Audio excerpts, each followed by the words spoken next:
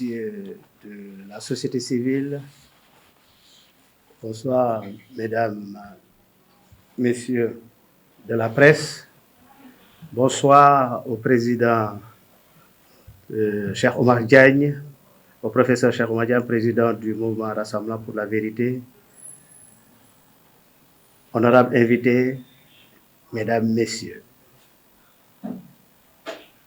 Je voudrais avant tout propos souhaiter la bienvenue et adresser mes vives félicitations à tous ceux qui ont répondu à notre invitation, particulièrement à nos amis de la presse et des forces vives, pour prendre part de cette cérémonie marquant le démarrage officiel de nos activités.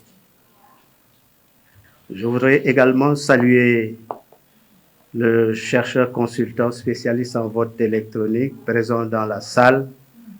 Je veux nommer M. Bakar Ndiaye,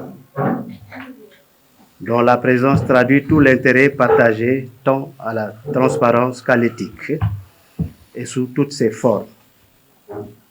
C'est bien dans cet élan de refondation, j'allais dire d'afrocité, que s'inscrit la voie du pouvoir au peuple.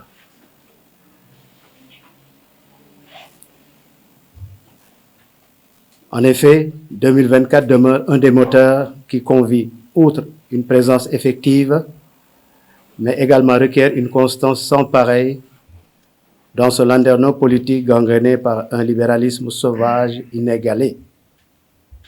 Un fléau qui nous poursuit depuis belle lurette et qui préoccupe au premier chef la fragilité de nos mécanismes. N'en parlons pas de la volonté de nos gouvernants. Dit autrement, nous payons sans pour autant être partie prenante.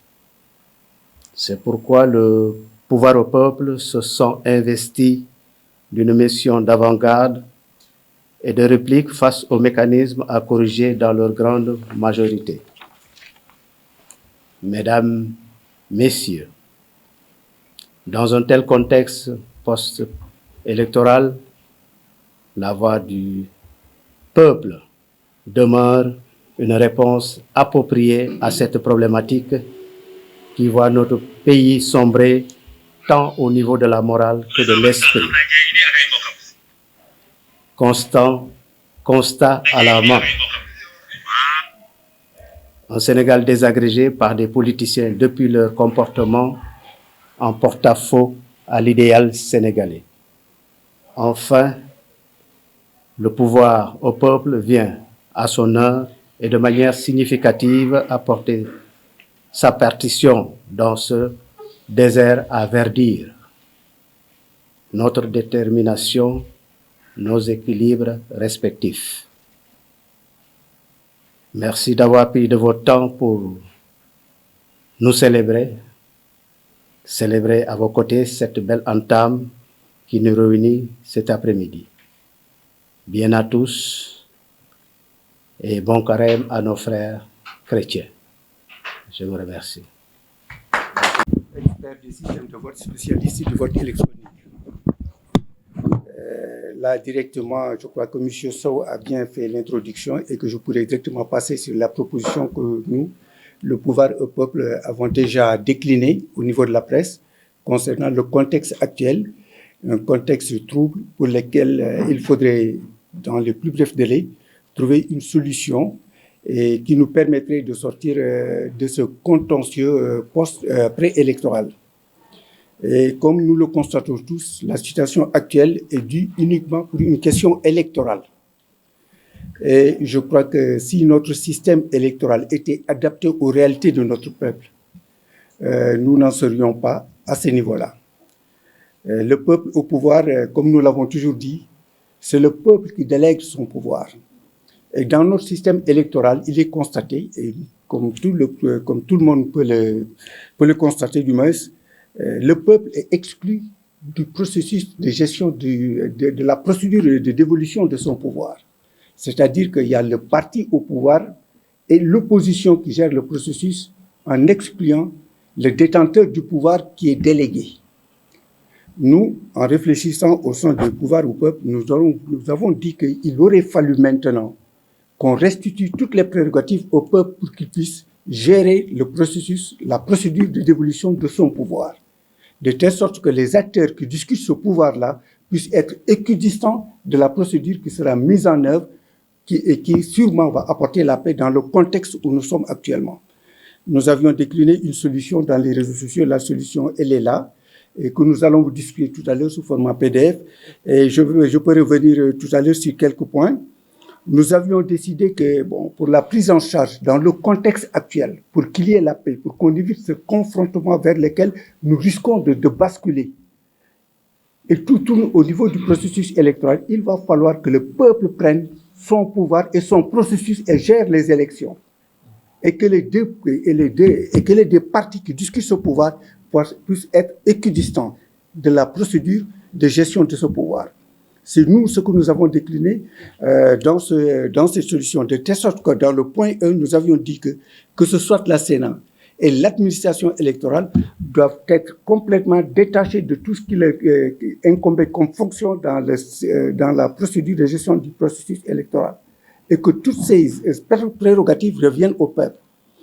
Pour en résumer, l'administration électorale qui est féodée au parti au pouvoir, qui est candidat en même temps, soit complètement écartée du processus de gestion du processus électoral. La Sénat, la même chose. Et qu'on puisse créer une commission au niveau national qui va regrouper toute la société civile et même les mouvements citoyens, les syndicats, les bonnes volontés, où puissent se réunir et former une commission qui va prendre en charge le processus de gestion du processus électoral. Cette commission nationale est appuyée par des experts indépendants qui vont s'occuper de la mise en place, de la prise en charge des aspects techniques qui se situent autour de trois points. La prise en charge, la mise en place d'un nouveau fichier électoral, ce qui est possible, la définition d'une nouvelle carte électorale et une discussion au niveau du parrainage ou de la caution. Là, je vais y revenir tout à l'heure concernant le parrainage et la caution. Mais revenons au niveau de la prise en charge du nouveau fichier électoral. Que cette commission nationale, avec l'appui des experts techniques qui sera dans cette commission-là, pourra mettre effectivement un nouveau fichier pour la prise en charge, pour éviter l'exclusion et la catégorisation. Par exemple, aujourd'hui, on parle des primo-votants. Il y a lors ça fait tout juste un mois, on offrait à n'importe qui une pièce d'identité où derrière c'était marqué ne peut pas voter. Nous, au niveau de le pouvoir au peuple, nous avons décliné une solution technique qui nous permet, en moins d'une semaine, de confectionner un nouveau fichier électoral où toute personne figurant dans le fichier des cartes nationales d'identité, parce que ce que beaucoup de personnes ignorent, nous n'avons en réalité qu'un seul fichier, parce que le fichier d'électeurs et le fichier des électeurs est un dérivé du fichier des cartes nationales d'identité. Et c'est une extraction qui est faite à partir du fichier des cartes nationales, en y ajoutant des données électorales, c'est-à-dire la carte électorale. Nous avons pu, dans nos travaux, mettre en place un système qui nous permet de créer un nouveau fichier. C'est le peuple qui va créer ce fichier. Effectivement, avec l'appui de nouvelles technologies, c'est-à-dire une plateforme digitalisée qui a déjà été éprouvée sur tous les plans. Un fichier électoral créé en temps réel et que le peuple va suivre pas à pas. Il ne peut plus y avoir de discussion autour de ce fichier électoral. Et la carte électorale est déterminée en même temps qu'au moment de la création de ce fichier. Là, nous allons y revenir sûrement avec une présentation technique parce qu'il va falloir que vous, la presse, que vous puissiez vous saisir de tout ce que nous apportons. Nous ne proposons pas une solution, mais nous donnons les aspects techniques qui permettent de prendre en charge cette solution-là.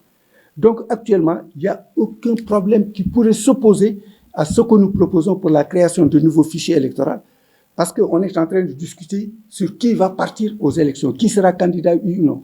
Et personne parmi nous n'a la certitude que le jour des votes, il va voter. Personne ne le sait actuellement. Donc, il va falloir que nous puissions, avec cette commission-là, puisse, à partir de son environnement, de sa configuration, mettre en place tous les outils qui vont lui permettre d'aller vers des élections libres, justes et transparentes, en commençant par quoi? La création de nouveaux fichiers électoraux et l'établissement d'une carte électorale. Ça, ce sont des aspects, comme nous l'avons dit, nous allons vous faire une présentation technique de la plateforme et que vous allez voir. Vous allez rester chez vous et vous inscrire.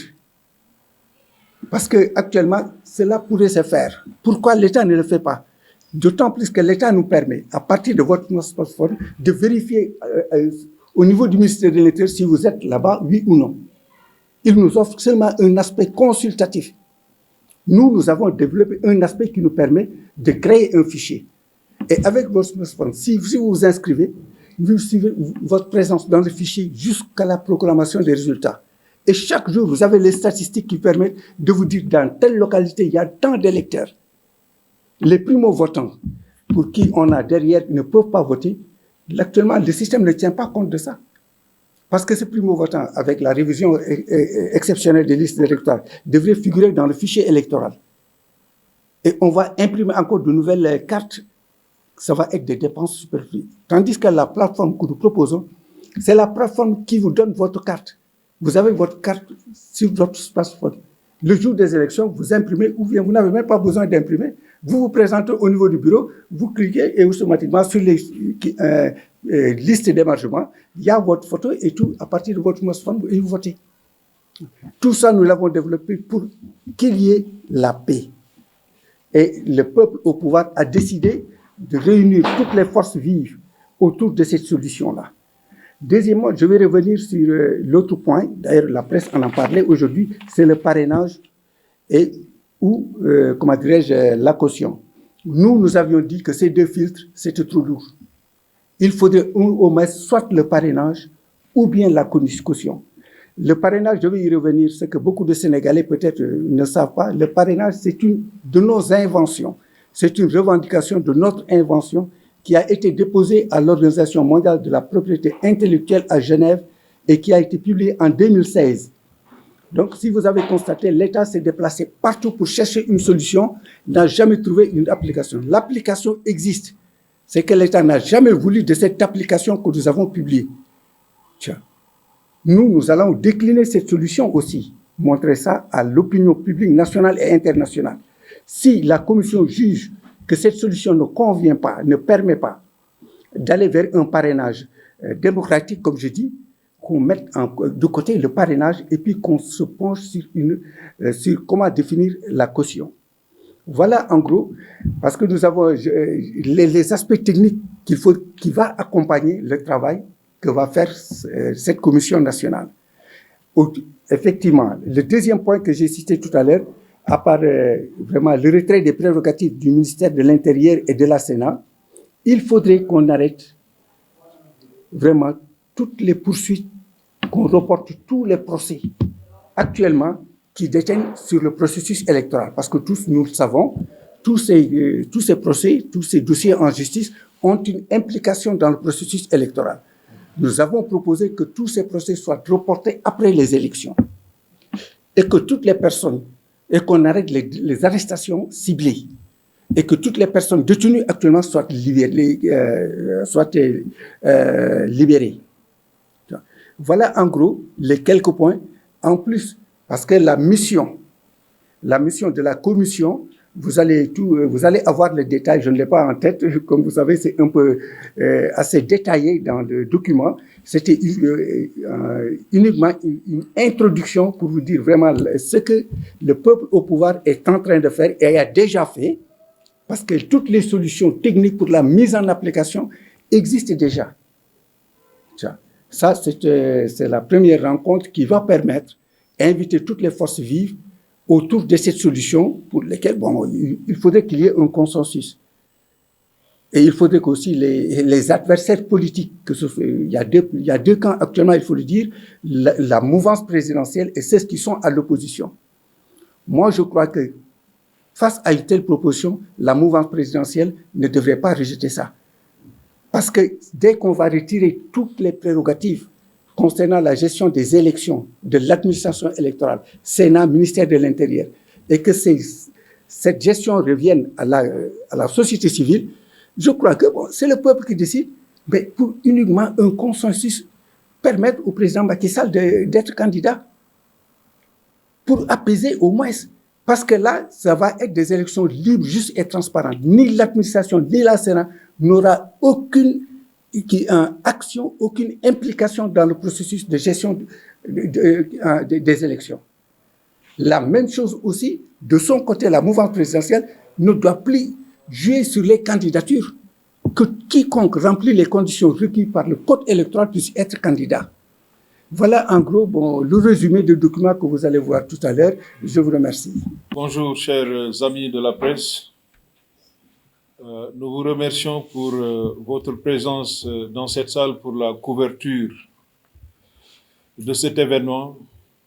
Nous remercions nos chers invités, en l'occurrence M. Cheikh Omar Diagne, qui est le président du mouvement Rassemblement pour la vérité, un homme connu pour son engagement et sa détermination pour la cause du peuple et de la patrie.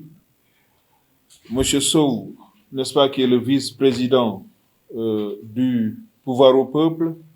M. Amadou Seck Boy, qui est également le coordinateur national, et l'ensemble du comité d'initiative et des membres et sympathisants du mouvement parti, je dirais, parce que l'objectif à court terme est d'en faire un parti politique, puisque c'est un piège pour les mouvements citoyens, parce qu'une fois qu'ils expriment le désir de prendre part à des élections, l'État trouve à chaque fois la manie de mettre des obstacles pour leur permettre de prendre part effectivement aux élections, malgré que la Constitution garantit aux mouvements et aux forces indépendantes de prendre part à toutes les formes d'élection. Donc, je m'en vais vous lire le discours d'introduction de notre mouvement, le pouvoir au peuple. Debout, Sénégalais, arrivent des moments de la vie d'une nation où le peuple, sentant ses droits fondamentaux menacés, se voit dans l'obligation de s'ériger en bouclier pour faire face aux menaces et annihiler tout risque d'entrave à ses libertés les plus essentielles. Après de grandes victoires démocratiques acquises d'âpres luttes, notre peuple au combat à chaque fois sabordé par une élite politicienne prédatrice se recyclant perpétuellement à la tête de notre pays, n'a d'autre choix que de se lever et de revendiquer l'administration de son propre destin. Chez nous, la gestion des affaires publiques se résume à un art de partage de privilèges et de prébende par une oligarchie de jouisseurs, souvent sans vision et aux pratiques claniques et très peu orthodoxes. Lorsque l'État a failli et les institutions piétinées, toutes les normes républicaines s'effondrent. L'inconduite des élites a fini par engendrer l'incivisme des masses. La solution devant l'impasse causée par cette corruption gangréneuse qui a fini de s'emparer de toutes les sphères de notre vie sociale n'est point la résignation ou l'exil, mais plutôt l'abnégation et la résistance. Devant autant de dérives et de dépravations, nos valeurs cardinales doivent être enseignées et inculquées à nos enfants et les livres saints enseignés dans nos écoles pour contrecarrer les influences perverses venues d'ailleurs telles que l'homosexualité, la pédophilie, la nécrophilie, la zoophilie, l'inceste ainsi que les pratiques assimilées. Engageons-nous pour retracer la courbe de notre destin et réécrire avec intelligence les nouvelles pages d'une future et brillante histoire qu'il conviendra de léguer à notre descendance et à la postérité. Notre pays ne saurait être ni une dynastie sectaire ou ethniciste, encore moins une monarchie héréditaire. Notre illustre ancêtre Thierno Souleymane Baal, dans la révolution du Torodo, du Damga, survenue en 1776, bien avant l'indépendance des USA et 13 années avant la Révolution française, jetait déjà les bases de l'alternance démocratique et de la bonne gouvernance. Ainsi parlait-il. Lorsque vous voyez la fortune de l'imam, donc du président de la République, d'un ministre de la République, d'un directeur général ou d'un gestionnaire de fonds publics, autrefois dans le dénuement augmenté, dénoncez-le et confisquez l'ensemble de ses biens. S'il s'entête, combattez-le. Faites en sorte que l'imama, donc le pouvoir public ou temporel, ne soit concentré entre les mains d'une seule et même personne ou d'une seule ethnie qui finira par se l'accaparer pour en faire une propriété privée ou bien un bien héréditaire qu'il se lègue de père en fils. Le pouvoir ne saurait être réduit à un legs successoral. Nous n'avons de leçons de déontologie ou d'éthique politique à recevoir d'aucune nation ni d'aucun peuple, encore moins de nos oppresseurs qui ont dominé le monde par le mensonge et la tyrannie. Le libéralisme à l'africaine est un conformisme servile à l'impérialisme occidental. L'Afrique se doit à présent de marcher de manière souveraine et autonome vers la pente de son destin fédéral, comme nous le prodiguait l'illustre savant Cheikh Anta Diop. Le moment est donc venu pour le président de la République, M. Macky Sall, de se prononcer officiellement, solennellement et définitivement sur l'impossibilité d'une troisième candidature ou d'un troisième mandat à son actif pour décrisper la tension sociale qui prévaut dans notre pays. Il doit à présent se préparer à rendre le témoin à celui que les Sénégalais choisiront de placer à la tête du pays pour présider à leur destin. Les Sénégalais veillent et feront face avec détermination le moment venu. Le peuple libre du Sénégal n'admettra d'ingérence d'aucune puissance étrangère. Cette mise en garde n'est que trop sérieuse, car nous n'accepterons aucune forme de dictature ou d'assujettissement. Épargnons notre cher pays d'un imprudent et inutile bain de sang, mais aussi et surtout des affres d'une imprévisible et incommensurable déstabilisation, car nous ne pourrons supporter le fardeau de la misère combiné à celle de l'instabilité. Réprimer et embastiller le peuple qui a combattu et saigné pour vous porter au pouvoir est un acte de suprême lâcheté. Il faut savoir partir avant la disgrâce. La mission des forces de sécurité et de défense est de protéger le peuple qui les entretient de ses deniers et non de le réprimer. Forces armées sénégalaises, refusez toute tentative de machination politicienne qui vous dévoirait de votre noble mission. Ouvrir le feu sur un peuple désarmé et pacifique n'est pas digne d'une grande armée. Les brimades contre l'opposition, la jeunesse, ne feront qu'exacerber l'antipathie populaire à l'endroit du régime actuel et faire enfler le sentiment de dégoût tout en excitant la fibre de la révolte et de la résistance. La plus puissante des armées ne saurait ni contenir ni dissuader un peuple déterminé à se libérer. Les brimades contre l'opposition, la jeunesse ne feront qu'exacerber l'antipathie populaire à l'endroit du régime actuel et faire enfler le sentiment de dégoût tout en excitant la fibre de révolte et de la résistance.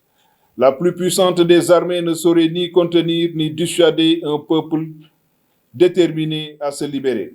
Nous exhortons les guides religieux et les autorités coutumières à élever la voix pour rappeler le président de la République à l'ordre et à la raison avant que la voix inarrêtable du peuple et de la jeunesse ne tonne. Levons-nous dans la paix pour sauver la patrie et délivrer notre peuple. Unissons-nous autour du plan alternatif de gouvernance populaire bâti autour d'un projet de refondation institutionnelle, de souveraineté économique, de développement industriel, tout autant technologique, adossé à l'idéal de réalisation intégrale de la nation africaine unie. Toute idée de refondation nationale passera nécessairement par la réécriture d'une constitution souveraine du Sénégal, préalable de toute démarche d'émancipation et de souveraineté. Mettons-nous à l'heure de l'afrocratie, qui est l'aspiration légitime du peuple africain à l'autonomie psychique, à l'autodétermination politique ainsi qu'à la souveraineté économique, sans lesquelles aucun peuple au monde ne peut s'émanciper, aucune nation se développer ou prétendre à la prospérité. Levons-nous tous ensemble pour la reconstruction d'un Sénégal nouveau, de paix, de concorde, de sécurité, d'égalité des chances et d'opportunités pour tous. Sachons redonner espoir à cette brave jeunesse par l'éducation, la formation, le plein emploi grâce à l'industrialisation de notre économie. Le coût de la vie est devenu un pesant fardeau lourd à supporter par des travailleurs aux maigres revenus. La revalorisation généralisée des salaires, des pensions de retraite ainsi que des bourses des étudiants en adéquation avec le niveau de vie est plus qu'urgente. L'assistance à notre diaspora est une nécessité absolue pour soulager les Sénégalais de l'extérieur des affres de l'exil. L'industrie du sport sera fortement subventionnée et le sport érigé en discipline scolaire et universitaire. Toutes les conventions collectives interprofessionnelles seront révisées et remises à jour et les indemnités de congés non déductibles à la reprise. Un système de sécurité sociale viable doit être mis en place pour garantir le minimum vital et un accès aux soins à tous les citoyens sénégalais. Le service de gardiennage ou de sécurité privée, le nettoiement ainsi que le secteur informel doivent être réorganisés et subventionnés. Les revenus de ces couches vulnérables devront être revalorisés à l'ère de l'exploitation du pétrole et du gaz. Les enseignants ainsi que les travailleurs de la santé jouiront d'un traitement spécial et l'éducation gratuite dans le préscolaire, le primaire et le moyen secondaire. En réalité, le savoir est la base du développement. En faire un luxe ou une affaire de privilégiés reviendra à compromettre l'avenir de toute une nation. Les travailleurs de la presse et des médias ne seront pas en reste avec un statut et un système de rémunération qui garantissent leur sécurité et leur indépendance. L'exploitation de nos ressources naturelles devra profiter prioritairement aux Sénégalais par le biais d'investissements massifs dans la santé, la nutrition, la sécurité, l'éducation, l'économie de base, à savoir l'agriculture, l'élevage, la pêche, l'artisanat, le sport et les biens et services, sans oublier les infrastructures pour garantir le bien-être et le confort de tous les Sénégalais et Sénégalaises. Le culte ne sera pas en reste car nous sommes un peuple fondamentalement croyant. Il en sera de même pour l'art et la culture. Les paysans, pêcheurs, éleveurs jouiront d'un plan d'investissement et de subventions quinquennales allégées pour garantir notre souveraineté alimentaire à court terme. Nous militons pour un développement endogène autofinancé et auto-entretenu pour nous affranchir du diktat des institutions financières multilatérales. Notre nouveau plan d'urbanisation nationale changera définitivement le visage du Sénégal en ce qui concerne l'aménagement du territoire, l'assainissement, l'habitat et le cadre de vie. Le plan Tatane mettra définitivement fin aux inondations. Les eaux usées et de ruissellement seront draguées vers les zones agricoles et les terres arables par un réseau de drainage ultramoderne. Les secteurs stratégiques de notre économie, tels que l'eau, l'énergie, la poste, les télécommunications, les ports et aéroports, le littoral ainsi que les terres cultivables seront recensés puis replacés sous le giron de l'État et frappés du sceau de l'inaliénabilité. Chers compatriotes, levons-nous tous ensemble pour prendre notre destin en main et nous tourner résolument vers l'avenir. Scellons un pacte d'union sacrée basé sur le travail et la solidarité entre le peuple, la jeunesse et la diaspora pour notre avenir et le devenir de notre nation. Évitons toute confrontation périlleuse et unissons nos forces pour rendre le pouvoir au peuple en 2024. Car un Sénégal de concorde, de paix, de prospérité et d'espoir est bien possible. Le demi-siècle écoulé a été très controversé sous la gouvernance des politiques, mais celui à venir devra être éthique et au peuple. Levons-nous ensemble pour rendre le pouvoir au peuple en 2024. Je vous remercie. Kon mbokk yi ñi ngi remercier waa presse bi fi teew di remercier comité d'initiative mouvement indépendant le pouvoir au peuple di remercier njiitu kuréel googu nga xam ni moom la ñuy wax rassemblement pour la vérité muy Cheikh Omar Diagne ñëpp ràññee ko ci le combat citoyen ba ñëpp gis nañ tolof-tolof yi ko ci dal malgré son expertise ak njariñ bu mu amal askan wi yëpp. Donc discours bi niñ koy tënkee mooy Sénégal dafa tollu ci phase bu critique ci existence am ñun ñëpp gis nañ histoire u Afrique ak histoire u Sénégal am na jamono ñu jëloon sunu ay maam jaay leen doole jàpp leen def leen ay jaam ñu génn ci loolu ñu coloniser ñu soppi sunu ay frontières soppi sunu ay langue ba yàlla def sunu ay maam di xeex ba en 1960 wala lu ko jiitu réewi Afrique yi commencé di am seen indépendance bi fi tubaab bi nekkee kenn daawul fay jàng ñun sunu papa yi kenn ci ñoom fayul école mais léegi ñun sunu doom yi gis ngeen li ñuy fay pour ñu dem école te pourtant sëgëm colon yi ñoo ñu doon defal un système éducatif boo xam ni kenn du fay rawatina ñun tey bu ñu yoree sunu réew dafa am dëgg une classe de politiciens boo xam ni ñoo yor Sénégal de 60 à nos jours muy les socialistes ak les libéraux Sénégal ku fi fal ñun ñoo xeex ba pare fal la mais dañu seetli ni ku ñu fal nga wëlbatiku jaañu doole wor ñu jël sunu alal sax jënd ci ay ngànnaay di tëjaate ak di rayaate dafa am loo xam ni ndëg askanu Sénégal dootuñu ko nangu te ndëg ci le président de la République monsieur Macky Sall ci moom lay yem moo waxoon ni benn mandat lay def teg ci beneen buñ ko wóolu ñu falaat ko mu ne léegi moom mandat wami fii lay yem muy 2024 moom dëkk moo ko waxoon dañ koy fàttali rek ay kàddoom am na loo xam ni nag duñu ko nangu fii ci Sénégal te dañ koy wax ba mu leer na préparé ay élection yu démocratique ku sénégalais yi wóolu ñu teg ko ci boppu réew ñi muy jéem a jaay doole ak di leen jéem a xoxatal loolu yëpp jaru ko na gore ni ko Ablaye Wade defee woon Abdou Diouf defee ko mu waajal boppam dem bu dee ci Benno Bokk Yaakaar yëpp nga xam ni mat na 100 partis politiques ak mouvement amul benn nit bu ko mën a remplacer su dee ci 17 millions de sénégalais yëpp amul kenn ku ko mën a remplacer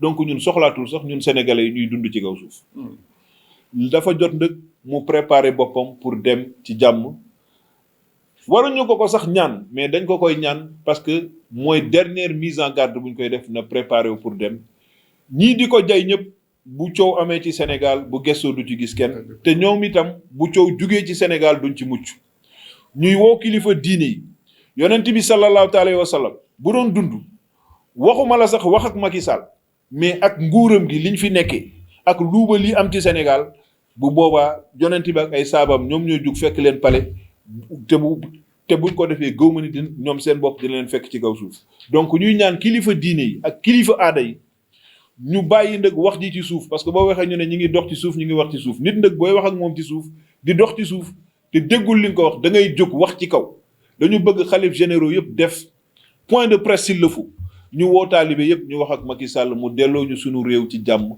comme niñ ko joxe woon en 2012 parce que ndëg troisième mandat mënu fi am amul benn constitutionnaliste wala benn juriste au monde bu mën a justifier que ni Macky bu toogaatee du nekk troisième mandat te moom moo ne nul ne peut faire plus de 2 mandats dañuy wax que ni nit ñi à chaque fois duñu wax le mandat est de 5 ans nul ne peut faire plus de 2 mandats Macky Sall moom moo ne mënul def plus de 2 mandats moo ko wax ci gémmiñam ak son conseil juridique Ismaïla Madior Fall ak képp ku bokk ci APR ñoom dëgg li ñu bëgg dafa yomb dañu bëgg a làqatu ci moom parce que xam nañ bu Macky demee seen ay privilèges jeex privilèges yooyu nag du lu ñu moom ci alal ak ci deretu askan wi lañ koy jëlee léegi sénégalais yi dañu bëgg a téel seen réew seen bopp te ñun suñu coalition loolu moo ko tax a jóg mooy ñu woo sénégalais yi nag ñu am fulla bañ ku leen ger jéem a gore am seen fulla am seen fayda nguur gi 2024 ñu téel ko seen bopp bu dee koo fal mu war la da ngay fexe ndëkk yow ba nga am fulla fal sa bopp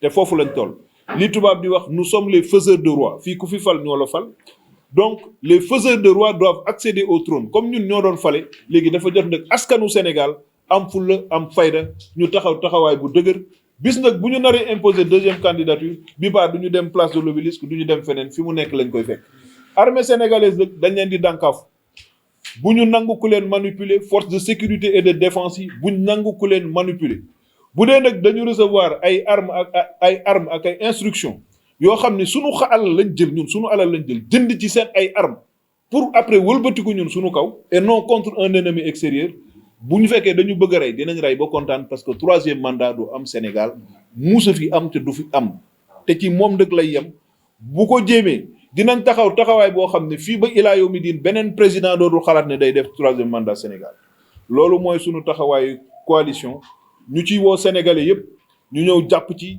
ñu ànd am fulla am fayda ñu jël opposition politique bi jël pouvoir bi tegee leen nele ñun askanu Sénégal ñu jëlaat sunu nguur jël sunu réew tabaxal ko sunu bopp loolu moo doon ñun sunu taxawaay te loolu moo ñu tax a jóg ñu ngi leen di remercier su dee am na ay questions ñu ngi leen di déglu Pertinente question. Je crois que notre ambition première est de prendre part aux élections présidentielles de 2024. Nous ne sommes pas nés pour faire office de figurant. Nous avons fait, n'est-ce pas, une analyse de l'échiquier politique sénégalais, pouvoir comme opposition. Les Sénégalais sont dotés de compétences diverses. Aujourd'hui, nous sommes arrivés à un point où nous avons deux pôles, c'est-à-dire le pouvoir et l'opposition, qui sont dans une logique de confrontation et qui veulent y entraîner le peuple sénégalais. Je vais vous poser la question de savoir qu'est-ce qu'ils apportent concrètement aux Sénégalais pour nous pousser vers la mort. Nous sommes un peuple assez responsable et nous devons avoir l'intelligence de nous laisser entraîner dans une situation au lendemain incertain. Les leaders politiques, de quelque bord qu'ils soient, ne sont jamais là quand il y a confrontation. Ce sont leurs militants qui s'entretuent et après cela, ils ne jouissent même pas de procès à titre posthume. Nous sommes habitués au jeu des politiciens qui consiste à te servir du peuple et une fois au pouvoir, ils nous tournent le dos. Nous avons fait l'expérience avec Wade, nous avons fait l'expérience avec Macky. Les élections de 2024 doivent être l'occasion d'une introspection des Sénégalais. Les enjeux ne sont pas liés à une personne, mais plutôt que voulons-nous faire du Sénégal de demain. Il faut qu'il y ait un consensus et une entente sacrée sur l'éducation, sur la santé, sur la pêche, sur l'économie, sur la sécurité. Et à l'issue de ça, les Sénégalais se mettront à voir qui porter à la tête de ce pays pour pouvoir mettre à exécution ce projet-là. Et depuis 2015, nous travaillons sur un projet qu'on appelle le plan alternatif de gouvernance populaire, qui est inspiré des problèmes des Sénégalais, dont les problèmes les plus fondamentaux sont les questions de santé, d'éducation, de sécurité et même les questions de nutrition, c'est-à-dire les questions alimentaires. Depuis 60 années, depuis les 60 ans que nous sommes indépendants, nous n'avons pas un seul quartier propre au Sénégal. Si vous en connaissez un, vous pouvez me le citer tout de suite. Il n'y en a pas. Si nous ne sommes pas capables d'être propres, si nous ne sommes pas capables d'honorer un rendez-vous, nous ne serons jamais capables de construire un pays. Il ne faudrait pas que l'on s'y trompe. L'Europe a été achevée de construction en 10 ans, c'est-à-dire entre 45 et 55. Entre 45 et 60, l'Europe dévastée par la guerre a été totalement reconstruite. Nous avons vu ce qui s'est passé avec la Covid. Ça a démarré en Chine. Les Chinois se sont barricadés. Ils ont inventé un vaccin. Ils se sont soignés. Nous autres Africains sommes tombés malades. Ceux-là qui nous ont contaminés se sont guéris pour venir nous guérir. C'est-à-dire qu'il y a une irresponsabilité totale des Africains. Et ce défi n'est pas un défi individuel. Ce n'est pas une affaire de qui sera le président. C'est-à-dire que tous ensemble, nous devons nous mettre à réfléchir sur les devenirs du Sénégal et de l'Afrique. C'est à cela que nous appelons tous les Sénégalais et notre coalition entend aller briguer les suffrages des Sénégalais car sur ce landerneau, il y a beaucoup de bruit, il y a beaucoup de tapage, mais il n'y a pas un seul plan concret pour développer le Sénégal. Interrogez tous les candidats, qu'ils soient du pouvoir et de l'opposition. Posez-leur la question de savoir que comptez-vous faire de la ville de Thiès une fois élu président. Vous n'aurez pas de réponse. Nous l'avons et nous avons une solution pour toutes les régions. Je vais vous faire un petit résumé. Vous savez, les États-Unis d'Amérique sont constitués de 50 États. 50, c'est 50 États. C'était 48 États, ensuite tu as Hawaï et l'Alaska qui constituent les 49e et 50e États. Donc, entre Dakar et Thiès, le plus petit des États aux États-Unis est quasiment plus grand que le Sénégal. Et pourtant, chaque État est développé. Le budget de la mairie de New York fait 15 fois le budget du Sénégal. C'est un maire qui gère le budget et vous n'entendrez jamais un seul scandale financier à la mairie de New York. Pourquoi? Parce que c'est des pays organisés et structurés avec une rigueur dans la gestion. Entre Dakar et Thiès, vous n'avez même pas 45 minutes. Qu'est-ce que nous allons faire, nous, une fois au pouvoir? On va réunir Dakar et Thiès pour en faire la capitale politique du Sénégal, avec Dakar comme pôle administratif et Thiès comme pôle économique. Parce qu'à Thiès, vous avez plus de 100 entreprises minières à Thiès. Plus de 100 entreprises minières.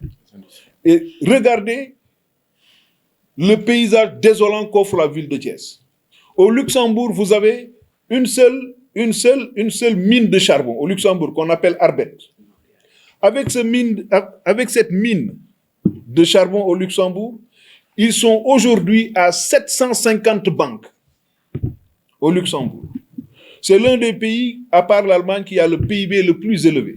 Si un pays plus petit que la ville de Tamba donne des aides et des subventions au Sénégal, alors que nous avons, rien que dans la région de Thiès, plus de 100 entreprises minières, mais il y a de quoi revoir notre posture en tant que Sénégalais. Donc ce que nous disons, nous le disons en connaissance de cause. La ville de Casamance, donc on va réunifier Tamba, Ziguinchor, Sédhiou et Kolda pour en faire une seule région, c'est-à-dire la Casamance. Tout n'est pas mauvais. À l'époque de Senghor, on n'avait que 7 régions. Il est plus facile de développer 7 régions que de développer 14 régions. Dans chaque région, vous avez un maire. Dans chaque commune, vous avez un maire. Dans chaque ville, vous avez un maire. Nous avons près de 1000 maires au Sénégal. Il n'y a pas un seul quartier propre. Mais qu'est-ce qu'on va faire avec tous ces maires-là? On n'en a pas besoin. C'est ça que cela veut dire. Si un conseil des ministres, si un conseil des ministres, vous avez 40 ministres présents dans une salle, combien de temps cela va vous prendre pour que chaque ministre vous rende compte? On n'a pas besoin d'une quarantaine de ministres dans un pays aussi petit que le Sénégal. On n'en a pas du tout besoin. On a juste besoin de 10 ministères. 10 ministères. L'éducation nationale, on va en faire l'Académie sénégalaise. Les enseignants, les chercheurs, les professeurs vont s'occuper des questions d'éducation et d'enseignement. Donc, si un président vient et vous nommez un ministre de l'éducation nationale, il ne pourra pas le faire parce qu'il y a déjà l'Académie sénégalaise qui sera la protectrice des arts et des lettres. Donc, le président de la République ne peut pas être un scientifique et être le protecteur des arts et des lettres. Il n'en a pas besoin du tout. Donc, c'est comme ça qu'on va réorganiser le Sénégal et le mettre définitivement sur les rails du développement. Le ministère de la Justice, on parle comment dirais-je encore, par rapport à l'indépendance des pouvoirs, le judiciaire, le législatif et l'exécutif. Si nous voulons une séparation effective des pouvoirs, déjà nous avons le pouvoir exécutif qui est sous la direction du président de la République, nous avons le pouvoir judiciaire. Au Sénégal, on va créer ce qu'on appelle le département de la justice, qui ne sera plus un ministère. Donc le président n'aura plus le droit de nommer un ministre de la justice parce qu'on veut que la justice soit indépendante. La justice va s'autofinancer. Aujourd'hui, vous prenez un trafiquant de drogue, n'est-ce pas? Il est emprisonné, mais il est condamné à payer 1 milliard. Mais la justice prend une bonne partie pour son fonctionnement et son autofinancement. Donc la justice n'a pas besoin qu'on puisse du trésor public pour financer son fonctionnement. Donc c'est des secteurs qui vont s'autofinancer. Pour l'environnement et l'hygiène publique, dans un hôpital par exemple, nous avons besoin que l'hôpital soit aménagé, que l'hôpital soit fleuri, que en fait les déchets biologiques, les organes humains qui ont été sectionnés, doivent être incinérés. Donc, l'hôpital aura un volet environnemental. À l'école, les enfants ont besoin d'être initiés au jardinage, à planter des arbres. On va leur donner une dimension environnementale. On n'a pas besoin d'un ministère de l'Environnement parce que dans chaque domaine de gestion publique, il y a un volet environnemental. Donc, il faut dissocier le politique de la gestion des affaires publiques de manière à prendre les deniers du peuple et à les rendre aux Sénégalais. Et ceci est bien possible, c'est juste une question d'organisation. Depuis la nuit des temps, ils essaient de nous faire croire qu'il faut être représenté. Maintenant, quand tu as envie de t'éterniser au pouvoir, tu peux passer tout ton temps à faire de la politique et avoir un représentant dans chaque famille. Mais pour quelqu'un qui travaille, mais on n'en a pas besoin. Au Brésil, le président Lula, il n'a pas le certificat d'études primaires. Le Brésil est une fédération de 26 pays. Ce n'est pas un petit pays, avec une population de 120 millions d'habitants. Un individu qui n'a pas de certificat d'études primaires, parce qu'ils n'ont même pas 5 années. Ils n'ont pas de quinquennat. Ils ont 4 années, renouvelables une seule fois. En 4 ans, il a créé 16 millions d'emplois. Et il n'a pas été à l'école. C'est juste une question de volonté politique. Et c'est ce qui manque malheureusement à nos dirigeants.